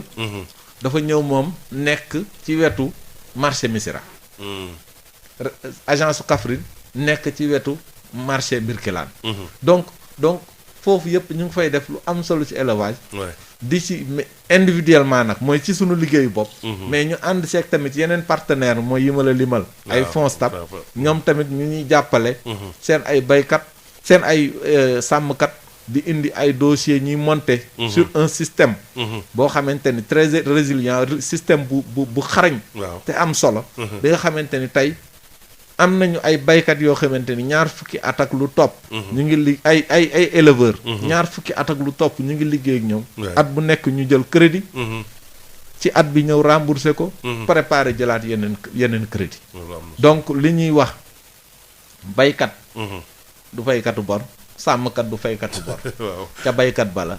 ca sàmmkat bala. ñun duñu wax loolu. sur la même lancée est-ce que maanaam gis nga nguur gi moo ngi laa sànni na benn programme boo xam ni donc pour xeex li nga xam moo jëm ci wàllu chômage bi mais est-ce que fii tamit ci maanaam lu jëm ci liggéey ndaw yi waaw moom xam nga noonu la ko duppee sax mais yéen est-ce que rôle bi banque bi joué na ci dara pour nag jàppale ndaw yi ñu mën a accéder ci financement yi mën a liggéey. waaw sëñ Moussa xam nga ndaw bu dee da nga ko bëgg a financer. li nga xamante ne moo doon barrière bi. mooy li naan accessibilité maanaam nan la ñuy fexe ba am financement. waaw lu ci bëri benn gàllankoor bi ci daan nekk mooy problème mu garantie te wax nañ ko léegi. ñu ne du garantie rek mooy tax nit ki am financement wala bañ a am financement. parce que ñun bu dee production agricole problème garantie mën naa bañ a posé wu. moo tax ñu teg ay programme yu bëri yoo xamante ne dañ ci jàppale ndaw yi. keroog am na benn vidéo boo xamante ne defoon nañ ko ñaari ndaw yoo xamante ne bi ñu commencé di leen financer. 5 hectares lañ commencé woon ak ñoom. 5 hectares tër yi. boo ko doon xaw a xayma da lay toll en moyenne 2 millions de francs CFA. kooku foofu lañ commencé vidéo bi ñu defoon doon ko publier ci réseaux sociaux yi. ñoom ñoo ngi leen di wane ak ay tracteurs yoo xamante ne banque bi ñoo la ko finance xam nga tracteurs yi ñaata lay jar. benn bu nekk 125 millions lay jar. donc kooku accessibilité au financement aux jeunes loolu déjà benn. loo xamante teg nañ ko. beneen bi mooy dañoo lënkaleeg suñ beneen programme beneen partenaire. bu naan Africa Rice. waaw boo xamante ne moo ñu mën a permettre. jeunes yi ñu former leen. bu leen former ba pare ñu mën a fexe nan la ñuy fexe ba ñoom ñu am financement. moo tax ñoom formation yi ba mu amee ba pare. ñu ne leen ni ñun d'accord nañ. comme ñun aussi suñu objectif. mooy fexe ba jeunes yi am lu ñuy liggéey. surtout ñi nga xam ne dañoo nekk ci mbay mi. ñu ne waa Africa Rice d'accord nañ ba lëkkaloo ak ñoom. pour mën a financer jeunes yooyu 40 jeunes lañ ci financer. mais gis nga opération bi ñu ko defee. dafa joxe ay résultats yoo xamante ne. fondation Mastercard ci boppam. dafa indiwaat xaalis bu bëri ne yéen comme am ngeen résultats yu mel noonu. man je vais permettre yéen ngeen mën a fexewaat. ba lu ma 300 jeunes ngeen am ko. fi mu toll nii am na 300 jeunes yoo xamante ne ñu ngi leen di former. en gestion des projets ñu ngi leen di former en entrepreneuriat et 300 jeunes yooyu bu ñu paree ci ñun la ñuy ñëw pour ñu financer leen. donc loolu day wane ne ñun effectivement lépp loo xamante ne état bi yëkkati na ko. ñun dañuy taxaw pour jàpp ci. parce que aussi ñun ce qui nous intéresse. mooy le développement du pays. mais c'est avec Africa Rice mais avec l'État du Sénégal comme ministère de la jeunesse. ak yooyu yëpp est-ce que am na pàcc yoo xam ne lan nañ parce que gis nañ lay DAC ak yeneen yi nga xam ni initié nañ ko. xam nga DAC yi. man am naa ci expérience. parce que bi ma nekkee au niveau de Ziguinchor DACu CFAF. amoon nañ benn partenariat buñ commencé woon di financer jeunes yi nga xamante ne ñoo nekk foofu aux alentours. te loolu lañ bëgg a fexe ba fépp foo xamante ne nekk nañ fa ñu def ko. parce que bu ñu waxee loolu aussi emploi des jeunes. lañ dañ naan également l'emploi des jeunes et des femmes. jigéen ñi tamit jigéen ñi aussi dañoo am solo. parce que tey jii nii maa ngi la doon wax am na koo xamante ne jóge na 50 000 francs ba 1 milliard. kooku jigéen la. ah macha allah jigéen la du góor. ak beneen programme boo xam ne banque mondiale da koo tegoon. moo ko financé bu naan PDIDAS. ñu am leneen loo xam ne dañ naan les fonds à frais partagés. fonds frais partagés ay subventions la yoo xamante ne PDIDAS moo ko doon jox jigéen ñi. mais loolu ñun bi ñu ko déggee parce que pour ñu subventionner la il faut mu am benn partie la partie non subventionnée maanaam moom 80% lay subventionné mais naan 20% yoo xamante dañ naan jigéen ji il faut nga dem ku la ko wutil apport bi mais kon ñun xam nañ ne ñun loolu jàppale jigéen ñi jàppale jeunes yi moo tax biñ signé convention ak PDIDAS dañoo accepté bénéficiaires yi nga xamante ne ñoom ñëpp PDIDAS jëloon na leen ñu fexe ba financer leen ci loolu ñun rien que dans la zone nord c'est 150 millions de francs CFA yoo xamante ne def nañ ko ci production riz bi également ci kon saison bii passé rek bi ma xoolee statistiques yi ak ñoo chef d'agence ñi nga xam ne ñoo nekk zone nord c'est presque li nga xamante li ñu ci financé li jëm ci jigéen ñi c'est presque 500 millions de francs CFA. mais est-ce que cela veut dire que donc yéen a ngi lëkkaleeg li nga xam ne mooy le programme de l'État pour xëyu ndaw yi parce que c'est important surtout nag dans la zone aussi centre parce que foofu tamit li jëm ci wàllu li secteur yi ñu war a exploiter dafa bari. absolument El Hadj Moussa. li Massaer doon wax dafa am solo. c'est-à-dire xëyu ndaw yi dafa am lu bare lu mu boole. damay dellu si tuuti rek encore. sur le financement vert. parce que aujourd'hui tey bu ñu xoolee surface culturelle bi day gën a wàññeeku parce que population baa ngi yokk. donc xale yi. dañuy am problème mu suuf bu nu bayee. loolu mooy l'accès à la terre loolu mooy delloo si lenn. aujourd'hui tey bu ñu bëggee efficace ci financement agricole. il faut que l'eau soit maîtrisée il faut que ndox mi. ñu téye ko suñu loxo. absolument ndox mi boo ko téye. sa superficie lu mu tuuti tuuti. di nga ci mën a liggéey jëriñu si dem. donc loolu moo tax ñun ñu nekk ñu transversal. ci financement. ñu transversal ci financement. maanaam di laal ci ndox mi. di laal ci ndox mi mooy nan la ñuy fexee xale bi nga xamante ni 1 hectare la am. nan lañ koy gungee ba mu am ci biir hectare am. la maîtrise de l'eau parce que boo amee 1 hectare. bay 3 mois waratu la. ah oui. boo amee 1 hectare li la war mooy ci at bi nga bay ñetti yoon. donc pour nga mën a bay ñetti yoon. il faut nga téye ndox mi. dëgg la boo téyee suuf si téye naaj bi. da nga war a téye ndox mi. boo téyee ndox mi rek bay. donc maîtrise de l'eau boobu. dafa ànd ak ñun suñu vision bi ñu am. à travers le financement vert bi ñuy wut. ñu boole ko bu nga xamante ni jeune bi day mën a gis boppam. ci agriculture. mu nekk ci zone nord. parce que zone nord tamit superficie noonu la. l'avantage qu'ils ont mooy à travers seen ay union. waaw ndox mi. dina am. de façon collective ni ñuy doxale ba ñëpp am ndox. dëgg la waaw zone centre. beneen système de maîtrise d'eau la ñuy def. pour que xale bu nekk mag bu nekk mën a am ndox mi. mën a bay nawet waaye tamit mën a bay noor. donc ñun ñu ngi ci loolu moo tax ñu nekk partenariat. au-delà yi Massaer lim. ñu ngi partenariat ANIDA. ñu ngi partenariat DER. à travers à travers des appuis. ci pour ay jeunes. ak pour ay jigéen.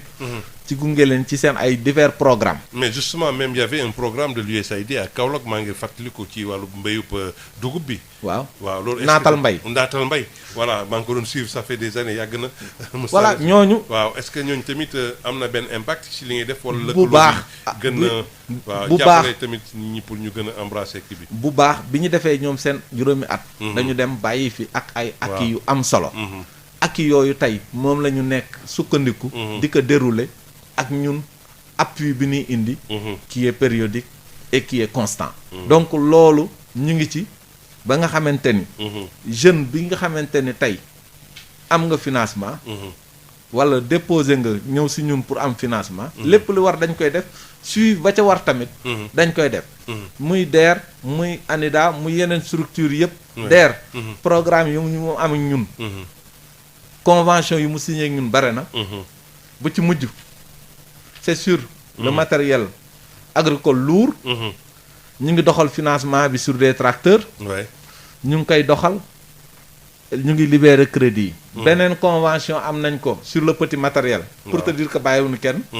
et li ñu doon wax parce que boo demee ba soxla expertise sur certains types de financement. faaw nga jaar ci ñun. absolument donc ñoom li ñu nekk di liggéey ak ñoom. dañu fekk. ñu réussir ko. sur plusieurs années.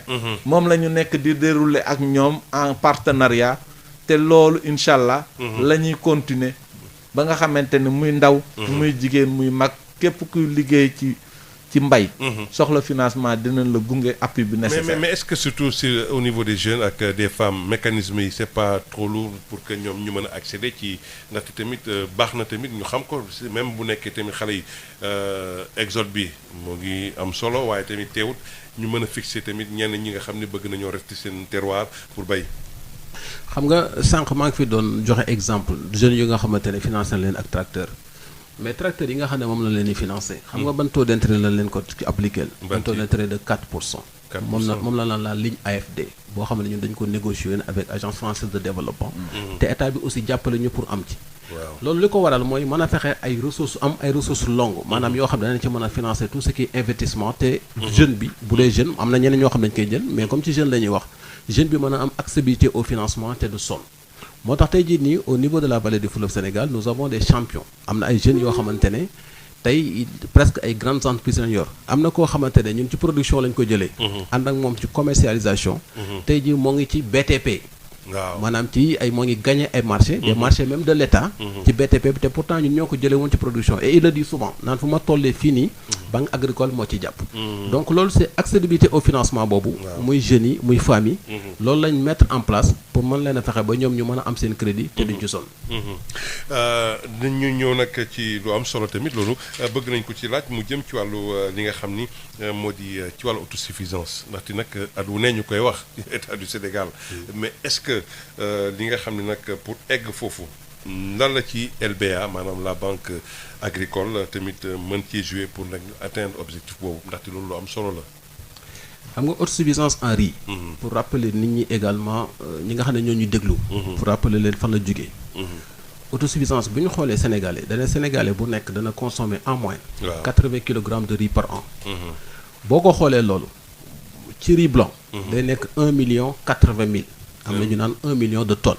waaw mais pour nga am ko il faut l'équivalent en paddy. paddy bi mooy li nga xam ne moom la ñuy transformer pour mu nekk riz blanc. maanaam ceeb bu ñu bojjee. ceeb bi nga xam ne bojjaguñ ko. yow Fouta nga dëkk xam nga li may wax. donc bu ñu bojjagul il faut que nga am ci 1,600,000 tonnes. 1,600,000 tonnes boobu. maanaam li naan irrigué. bay bi nga xamante ne bu tawee nga bay. bu tawul nga bay da ci am solo.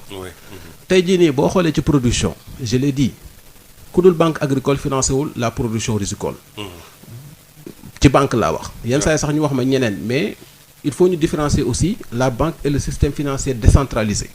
am na ñoo xam ne tey jii ñoo ngi naan leen banque yu ndaw yi. mais su ma nee banque tey la production agricole banque agricole rek moo ciy financé. te wax naa la ne rien que la filière yi c'est 15 milliards de francs CFA que nous mettons chaque année. et loolu production commercialisation la.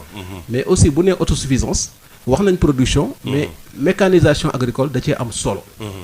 moo tax effort yi nga xam ne état bi di ko def di subventionner tracteurs yi. di subventionner les moissonneuses batteuses. mais dafa am une partie boo xam ne non subventionnée boo xam ne il faut am ku ci jàpp. moo tax ñu signé une première convention avec le ministère de l'agriculture et l'équipement rural. ba ñun ñu financé ci ñu bëri. ñi nga xamante ne bëggoon nañ jot ci financement ci matériel état bi te amuñu woon apport. ak li nga xamante ne moom la El Hadj Abdou Aziz doon wax léegi mooy partenariat bi amante ak DER. mais en plus de ça dañoo mettre en place ce qu'on appelle le guichet crédit bail. guichet crédit bail bi. mooy permettre ki nga xamante ne yow soit amoo garantie. wala amoo xaalis boo xam ne mën ngaa jëmee matériel. banque bi ne la comme yow amoo ko bàyyil man maa lay jëndal matériel bi. ma jox la ko mettre ko à disposition ngay liggéey di ma fay. di fay li nga xamante ne moom la ñuy wax ay loyer. bu ñu jógee ci mécanisation ok le fonds AFD bi ñu am aussi dañuy permettre lu ci bëri ñu dugal ko ci mécanisation agricole. ba tey jii nii lu mat 7 milliards de francs CFA mën naa ne dugal nañu ko ci. boo paree ci mécanisation bi il faut attaquer le moyen commercialisation parce que aussi ci autosuffisance en riz bi. état bi aussi dafa na ci beneen effort mooy dafa dégager 5 milliards de francs CFA. pour baykat yi nga xam ne ñoom ñoo produire paddy bi. paddy bi mën a bañ a des seen loxo.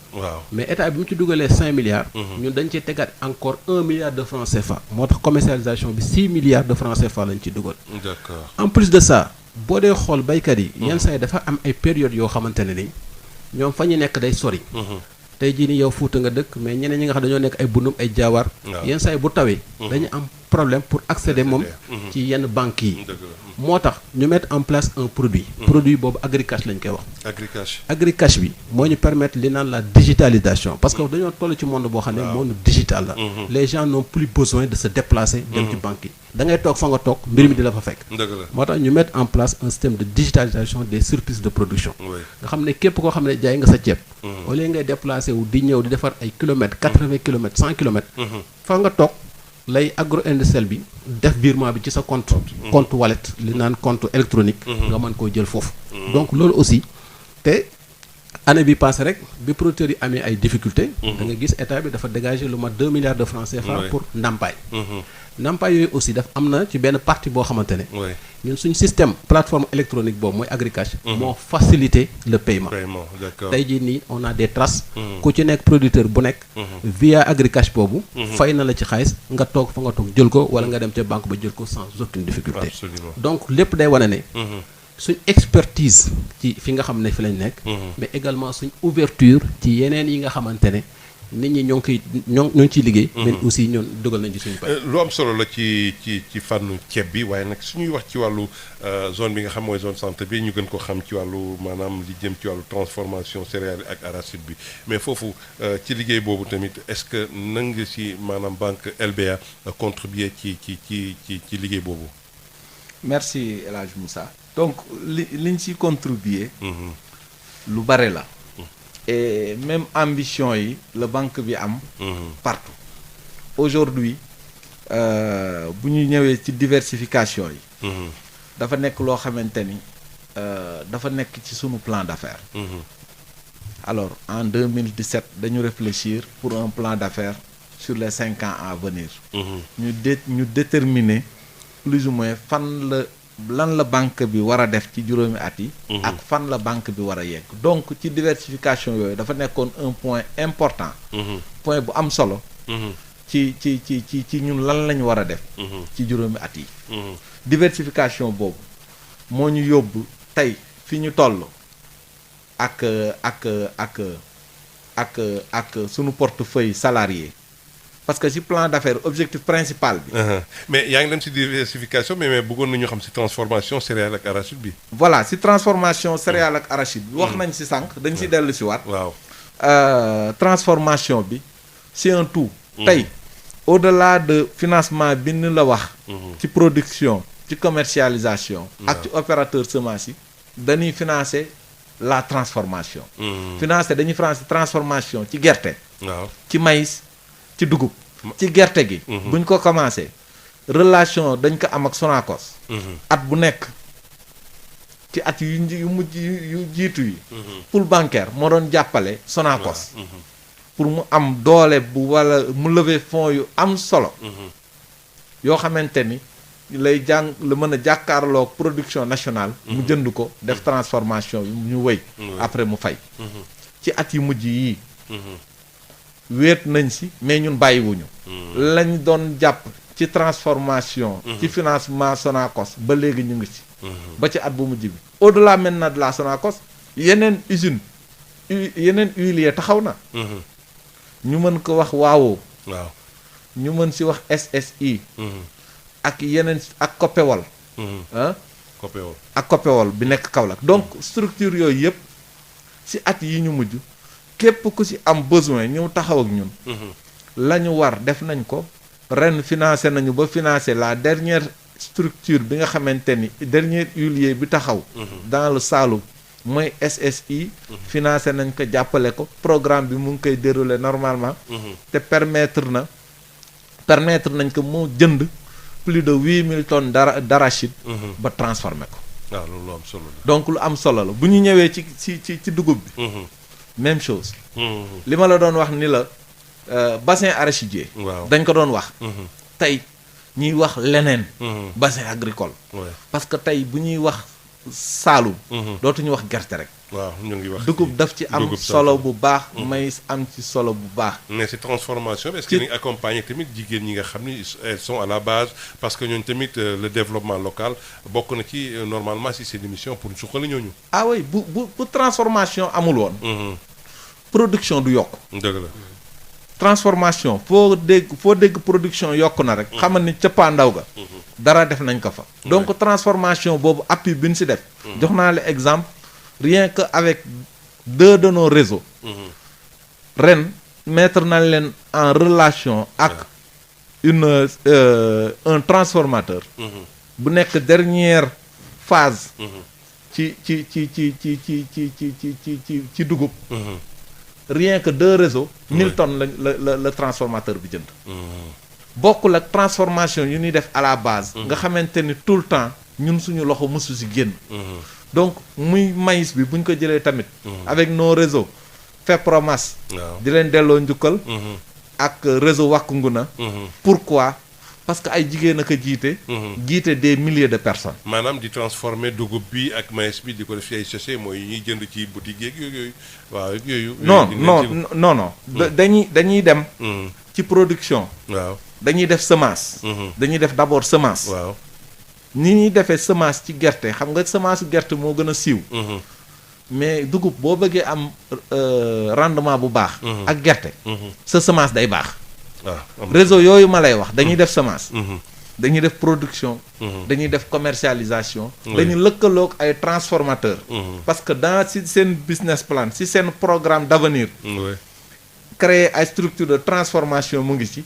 mais boobu mooy 4e phase. donc ñoom boucler nañu déjà 2 sur 3 mais yegg nañ ci niveau de travail boo xamante ni.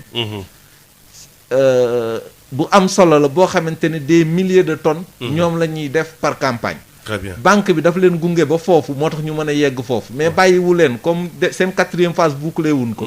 banque bi da leen di booleeg. d'autres relations. à travers une contractualisation. pour ñu mën a am fu ñu jaayee seen. très bien yaa ngi doon wax ci junju laal nga ci sànq sa baaraam moo jëm ci wàllu diversification maanaam des financements yu jëm ci yeneen secteurs lu wuteeg agriculture. waaw maa ngi si doon wax. lu wuteeg agriculture loolu dañuy dellu si. ci lañ doon wax. la banque experte et ouverte. diversification boobu mooy ñëw ci sunu ouverture Massaer junj na ko léegi. waaw ba wax crédit bail. maanaam ñi gungewu leen rek ñi nga xam ne ñoo yor ñuy yëngatu ci wàllu mbay. déedéet. mbay sunu domaine de compétence la. dëgg la mais aujourd'hui on est une banque universelle. waaw maanaam dañuy def. lu kenn dul def. la ñeneen ñi di def ñu bokk ak ñoom. comme gars yi ni ñuy def nii di dem di fayeeku seen salaire yeeg yooyu comme gars yi maanaam di financer ñëpp comme. ah oui c'est-à-dire ba ci maa ngi lay wax léegi suñu plan d'affaires synergie. 2018 2022. d'accord ba ñu waxee baykat yi ba pare. salariés yi lañ ci teg. ci toppatoo ak fan leen war a yóbbu. suñu àndandoog salariés yi. dafa yàgg. waaw donc loolu ñun dañuy appuyer salarié. bay appuyer. élève boo xamante ni génnagul ci école am. pour mën a dem suba dem liggéeyi. ak ay PAC yoo xamante ni ay plan de financement yoo xamante ni. très innovant teg nañ ko. yoo xamante ni ka war a génn suba nekk salarié ca école am lañ koy fekk. mu dese ko at. mu dese ko juróom-benn weer mu dese ko ñaari at. ñu appuyer ko pour mu yeggale jàngam. bu génnee nekk ak ñun continuer ak ñun. absolument donc ñun foofu lañ toll loolu mooy wane suñu yàggaay bi ñu yàgg ak salariés yi. au-delà de ça. Massaer wax na crédit bail ku amul garantie. soxla matériel ñu jàppale la gunge la jox la matériel bi imaginer ñu jëndal la Prado 40 millions. en location. nga fay ko ci ñaari at. oto bi boo paree boo ñëwee léegi ñu la koy jaay ñun. parce que oto bi ñoo ko moom crédit bail loolu mooy logique. oto bi ñoo ko moom. boo ñëwee muy Prado ñu la koy jaay. ñaari at nga fay ko. 4 millions lan la koy jaay. 1% nga koy jënd donc. ci système yooyu la ñu nekk. mooy diversification ouverture boobu ñuy wax. est-ce que c'est le même cas dans wala bon benn banque la dëkk la mais ci secteur d'activité yi xam nga day wuteeg selon les zones. est-ce que ci zone nord bi tamit c'est le même cas ci fànn. waaw xam nga da nga posé benn question boo xamante ne dafa am solo. man mën naa ne question yi gën a am solo la. parce que nit ñi li ñu yaakaar. ndax le nom banque agricole. waaw dañu yaakaar nañu lu dul mbay rek. yegguwuñ ci waaw. donc occasion la tey jii. ñu mën a permettre. à nos auditeurs ñi nga xam ne ñoom ñoo ñuy déglu auditeurs et auditrices. ñu mën leen wax ne la banque agricole. waaw du seulement bay. waaw du mbay mi rek. xam nga même bi ñuy changé nom bi. ñëpp dañ ne woon est-ce que agricole bi duñ ko jéem a dindi. parce que nit ñi yaakaar nañ ne. ñun bay rek la ñu nekk. mais ñu ne non parce que suñu cœur de métier li ñu xamee aussi mooy agriculture kon on n'a pas le droit de détourner ci li nga xam ne ñu xam moo tax ñu téewaat noo boobu ne agricole teg ci banque moo tax yenn saa yi sax ci diversification bi li ngay wax dañuy dem ba yenn saa yi baykat yi dañuy doon wax ne yéen dafa mel ne léegi nekkatu leen banque baykat parce que fin du mois bu jotee banques yi yëpp dañuy fees dell li koy feesal mooy les salariés mais en plus des salariés il y a des entreprises qui interviennent dans le BTP bâtiment et travaux publics mais aussi am nañ ci ay clients am naa léegi benn client moo doon wax naan moo ngi démarrer sur la production lañ commencé di ko jàppale ko ci commercialisation mais léegi day gagner des marchés de l'État dans le BTP. En plus des salariés et les entreprises du BTP, nous avons ce qu'on appelle les particuliers ak ñi nga xamante ne mën nañu wax les commerçants maanaam commerçants yi nga xam ne dañuy nekk à l'import export ñoom aussi mën nañoo am accès au financement donc c'est une panoplie de mécanismes yoo xamante ne def nañ ko mais cette question bi am na solo pour nit ñi xam ne banque agricole c'est pas seulement l'agriculture. waaw parce que nit ñi bu ñu rombee dañuy def ne non banque béykat yi ngi ne. voilà d'habitude nit ñi loolu rek lañu. moo tax boo xoolee suñ première signature. dañ doon wax na la banque qui partage vos réalités. tey jii nag ñu ne la banque experte et ouverte. Experte suñ corps de métier mooy ne ko Aziz waxee léegi foofu moom yaakaar naa ne. ku fa ñëw ñu damee le pion. mais ouverture aussi ci yeneen secteurs yi. yi nga xamante ne nit ñi yaakaar na nekkuñu. mooy ci immobilier yi ak yeneen tey voilà entreprise immobilier par exemple. am na ñoo xam ne dañ leen accompagner dans l'immobilier. ak entreprise yi nga xamante ne dañuy dem bëgg ay caution d'avance démarrage ay caution de soumission pour gagner ay marchés. ñooñu aussi banque bi da leen délivrer des cautions et des attestations. mais les jeunes entrepreneurs également est-ce que ñi start-up di nga leen accompagner. tey ñun amuñu ouverture. c'est-à-dire ce qu'on cherche. c'est un projet rentable. Financièrement un projet également faisable. parce que li may wax chaque fois mooy rentabilité ci papier moom dafa yomb. parce que nit ñi xam na les indicateurs de performance daane naa fexe ba lii rek mu positif nangam ak nangam. ak nga ne j'ai un projet rentable dem naa ci banque bi. mais la faisabilité. c'est extrêmement important maanaam yow rentable na financièrement mais est-ce que mën na nekk ak xaalis bi. yan période. nga la war commencer génne pour nga fay sa bor. parce que bu dee da nga financer koo xamante ne nii day am ay difficultés. pour génne waat xaalis pour mën laa fay. kooku loo nekk banque bu bëgg a dimbali nit ñi banque développement. am na yoo xam ne doo ci sabar mais on n'a pas de secteur xanaa li nga xam ne mën nañu bañ. mooy les secteurs illégaux. ay financement du terrorisme ay blanchiment d'argent yoo xamante des activités illicites yooyu daal moom banque bi du ko kii. mais est-ce que vous accompagnez seeni partenaires maanaam pour dans les formations pour que li nga xam ne moo di rentabilité bi gën a efficace waaw am na ci solo. alors mooy béykat yeeg ñeneen ak ñeneen ak ñooñu di leen accompagner au moins dans des formations si gestion gi yëpp pour que mbir mi beneen question bu ñu ciy toftalu mooy léeg-léeg tamit aléa day am. maanaam donc ak changement climatique yi est-ce que ñi nga xam ne dañoo ñëw jori seen i financement dem jël ko ci banque bi dem ba si yàgg maanaam waamee ñëw yóbbu lépp wala des trucs comme ça ñooñu doo leen teg ay coono après wala. alors wala est-ce que am na tamit benn assurance bu leen nekk si suuf pour les accompagner. alors bu ñu ñëwee ci système de sécurisation des crédits. dañu lëkkaloo CNAS assurance compagnie nationale d'assurance agricole. du Sénégal. ci zone yëpp. yu ñu nekk.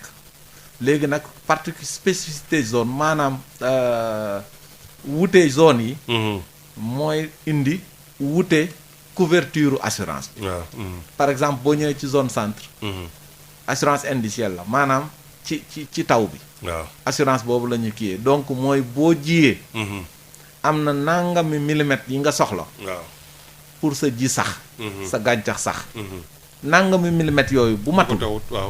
assurance da lay indemniser. bu ko amee ba pare nag. dootu la indemniser. CNAS am na yeneen assurance. yoo xamante ni tamit mënoon nañ ko dugal. mais tey ci zone centre fi ñu toll ci couverture d'assurance. loolu la ñu def parce que loolu mooy li ëpp solo. ci ji. xam nga ren boo xoolee am na pause pluviométrique bu xaw a yàgg. am na pause pluviométrique boo xamante ni xaw na yàgg. bu dee indi na yàqu-yàqu. assurance agricole day dem. mais boo xoolee ci li ñu seetlu bu fasee ubbeeku. fi mu toll nii pour bay yàqu day jafe. donc loolu mooy couverture assurance bi am à notre niveau. alors ci yeneen points yi defe naa ni ci diversification nga laajte woon encore. waaw. voilà ci diversification bi donc ñun on est vraiment à l'aise ci clients yu ñu amal yëpp. waaw ak yàqu-yàqu ba nga doon wax tamit. am nañu aléa am nañu expérience. ak relation. de confiance bu am ñun ak suñu client ba nga xamante ne bu yàqu-yàqu amee. moo tax ma ne la bi may tax njëlbeen. ma ne la ma delloo njukkal sama collègue yi nekk ca waar wa. waaw parce que bu yàqu-yàqu amee tey guddi yi ñu toll. au-delà de la couverture d'assurance. ñun dañuy dem xool constater. tellu nañu fenn suñu client. xam nañu ku ñuy wax dëgg. ak ku ñu dul wax dëgg. yàqu-yàqu bu amee dañuy ñëw xool. bu ñu xoolee bu dee c'est avéré. ñun ñoo lay accompagner. parce que duñ la bàyyi du da nga yàqu-yàqu rek. ñu bàyyi la dañ lay accompagner ci at yi ñëw. à travers des systèmes. de financement différents. ba nga dabu sa yàqu-yàqu. continuer liggéey ak ñun. am na solo voilà. xam naa nag peut-être dañuy aborder li nga xam ni ndaxte waxtu yi xaj nañu peut-être il nous reste juste moins de 10 minutes défis yi ak perspectives yi. ci banque LBA lan la. waaw Moussa xam nga ni ñu ko waxee léegi. c'est-à-dire liggéey chaque fois day am fu muy yem. waaw mais nga am ay objectifs.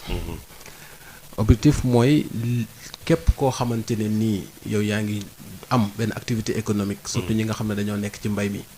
ñu mën a fexe ba ma am accessibilité au financement et à de meilleures conditions. parce que ne financement rek yomb na. mais am financement yoo xamante ne c'est des financements légers maanaam ku nekk mën ci jàpp.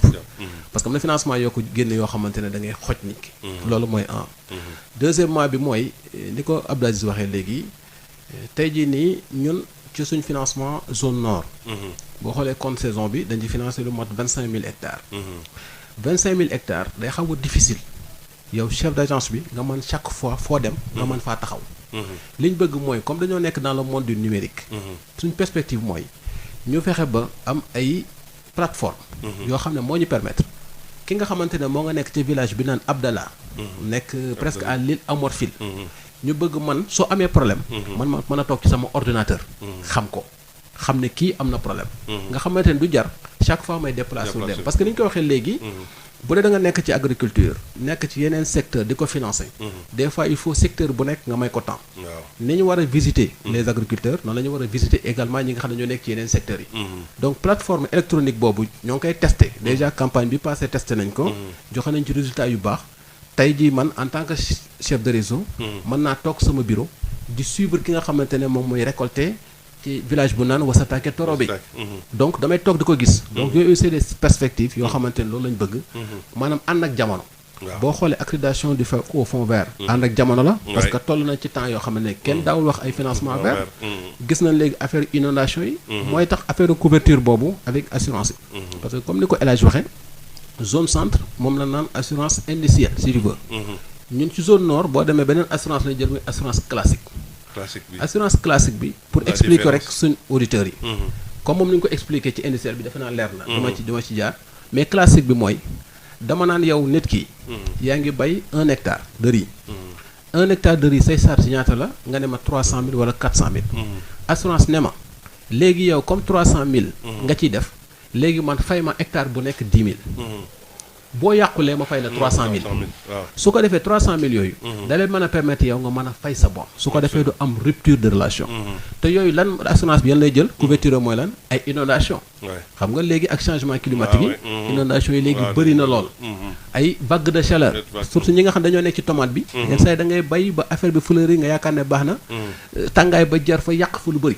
loolu ak cru yi. yooyu bu dee amoo assurance boo xam ne dafa nekk sa ginnaaw. non seulement du baax ci baykat bi. mais du baax également ci mi nga xam ne man maa ko financé. donc loolu tax ñu mettre en place ces mécanismes mais au-delà de ça. bu demee ma nga xamante ne xam na ne li ngay yàqu kat. malgré que assurance jël na ko des na. même péril acridien lañ koy jël péril acridien lañ koy jël. même oiseau granivore yi xam nga chaque fois ceeb bi da ngay toll foo xam da nga naan dégg picc assurance aussi da koy jël. donc loolu day mën a permettre baykat bi nga xamante ne ma banque moo koy financé. demain bu amee difficulté au lieu mu am rupture de relation. assurance moom mooy fay à sa place. te loolu gis na résultat yi nga xamante ne kii nañ ko. te mooy terminer foofu xam nga 84 ba léegi. kooku defe naa ne bu doon nit da naan ëpp na majeur maanaam léegi mature na ñun nag dañoo toll ci phase maturité maanaam duñ doon jóg di daanu chaque fois obstacle bu ñu jaxee ñu corriger ko ba toll fi ñu toll ba am ñeneen ñoo xam ne sax ñooñu ci ñee El Hadj Abdou Aziz merci donc wax ji leer na par rapport ak défi ak perspective yi dellu si rek nii ci perspective yi ñu gën a soxal mooy tey ñu gën a jege sunu clients yi avec pàcc bu am solo ci secteur agricole loolu mooy déterminer un peu aujourd'hui ñu nekk à plus de 40 agences ba pare di am mébét toujours di ubbi en réalité boo amee gis-gis tuuti ci ni ñuy évoluer da ngay xam ni li ñu bëgg mooy département bu nekk ci Sénégal waaw ak région bu nekk ci Sénégal banque bu ubbi fa waaw léegi nag bu ñu ubbee dañuy fekk zone ba potentiel ba fa am la nit ñi di liggéey ñu fekk si leen jàppale leen pour mu gën a ñëw loolu moo tax ngeen ñu dégg ci département yoo xamante ni plus ou moins nit musul xalaat ni banque dina fa am aujourd'hui dans la zone centre pare nañu si Koungheul département de Koungheul tey fi ñu toll nii Toubacouta tabax nañ ko ba pare ubbee des chantier département de Nioro commencé na Foundiougne mu ngi taxaw mais dégguma leen ba léegi ngeen wax ci zone pêche bi parce que la pêche c'est important parce que tamit pilier la boo xam ne ci wàllu économie bi mais aussi gisuma tamit ngeen wax ci boo bari léegi dugal ngeen ci loxo yi ci dans les zones portuaires wala sax li jëm ci wàllu zone yi nga xam daanaka dañu koy exploiter comme ay Thiaroye ak Kayar rek zone yooyu. ah oui ba Saint-Louis. La pêche est très importante. waaw la pêche est très importante. ci zone yi nga xamante ni. et zone yooyu comme li ngay wax dëgg pêche. mais pêche yi lañ ci def.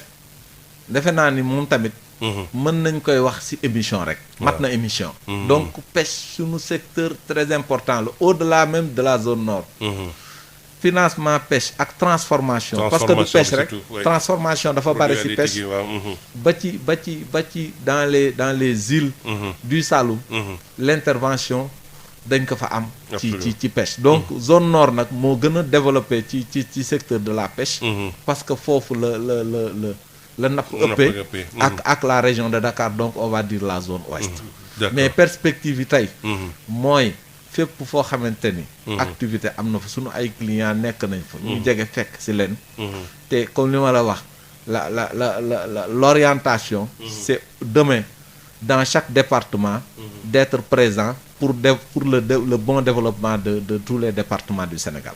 Très bien xam naa nag waxtu wi tënk nañu fu mu ne nii ñu tàggatoo danañ mën tàggatoo ci lu ñu mën a tënk rek jàpp ko ci li nga xam ne moo di LBA sëñ Massaer Diop tey lu ñu mën a tënk globalement donc ci banque bi nan la ñu mën a def ba nit ñi mën a accéder ak ci maanaam financement bi nu mu gën a yombee ak tamit yan mécanisme la ci tënk ak nan ngeen koy gën a yombalee askan wi.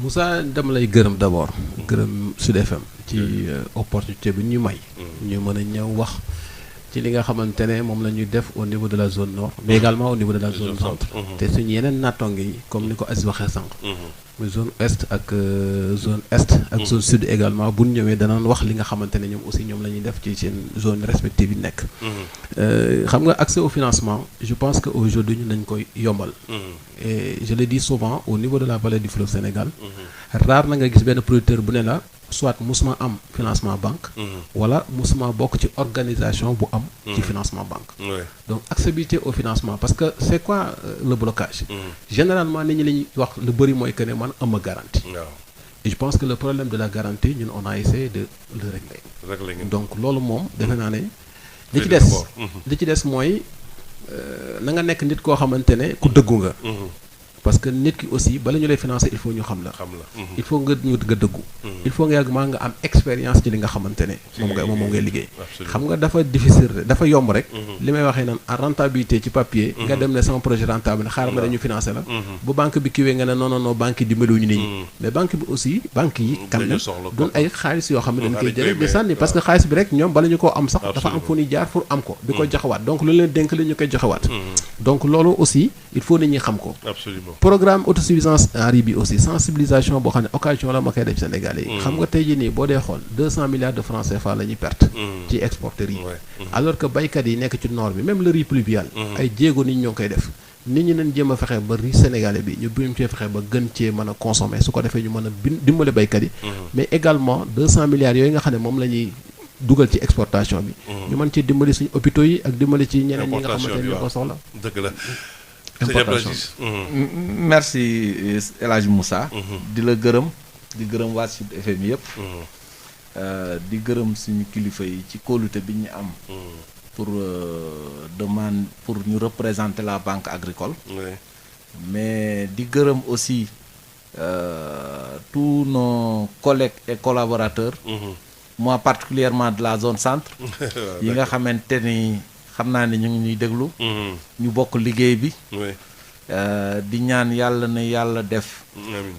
banque bi ay jéegam gën a yokk taxawaayam gën a dëgër. mu law ba suba sunu ay doom. di ko gérer. jërëjëf voilà merci beaucoup. jërëjëf sëñ Massaer Diop jërëjëf sëñ Abdou Aziz Sarr kon nag ñoo doon suñuy gan tey di gërëm tamit monsieur Lo Modou waaw ci accompagnement bi di leen dig daje incha allah ci beneen émission di ñaanal grand bi waaw kon nag bi nga xam nag moom ngeen fi tàmm dégg kon nag waaw ñu ñaanal ko mu jóg bu baax kon nag continuer liggéey bi boo beneen yoon incha allah.